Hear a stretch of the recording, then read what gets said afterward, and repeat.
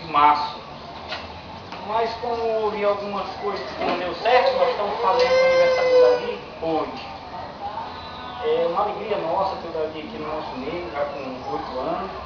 Nós estamos alegres pela vida do Davi e pela vida de todos vocês que foram convidados, tá? Nós vamos cantar o parabéns para o Davi e nós queremos que vocês comecem, porque eu não sei cantar, viu?